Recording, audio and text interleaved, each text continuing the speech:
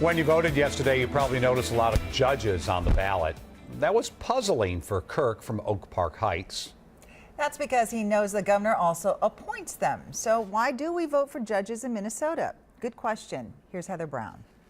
So you still have your sticker? I do. I'm so proud. On this sample Washington County ballot, What did you notice about all the judges? there were 28 judge seats. That there was only one person running. 24 were unopposed. I voted for every single one.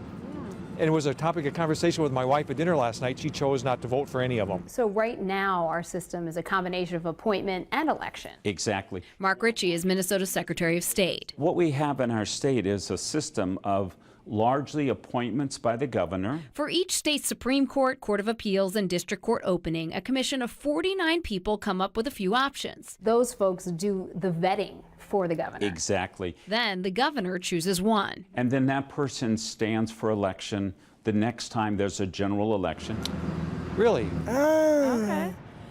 Okay. Somebody can choose to run against them, and so you have a bit of a contest. But at the district level, that often doesn't happen. Minnesota judges must run again every 4 years, then retire at age 70. One of the big discussions in our country was how to keep the judiciary independent and accountable. In 12 states, there are no elections for judges, only appointments. In all of the others, there is some sort of vote. The idea is that people should be able to vote in a democratic election, but there's not a ton of money coming in to sway a judge one way or the other. It's a kind of a combination of both.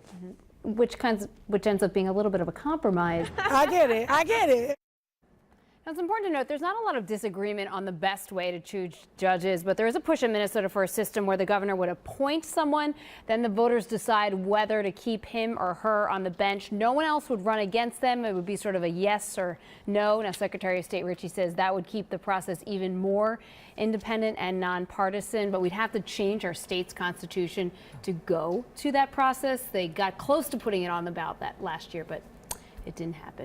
That's hard to do, to change the Constitution, too. It absolutely is. Yeah, it has to be on the ballot. We have to vote for it, and it could go there in 2016. We'll see. All right. Thanks, Heather. Thanks, Heather. If you have a good question for Heather, please email it by going to WCCO.com/links.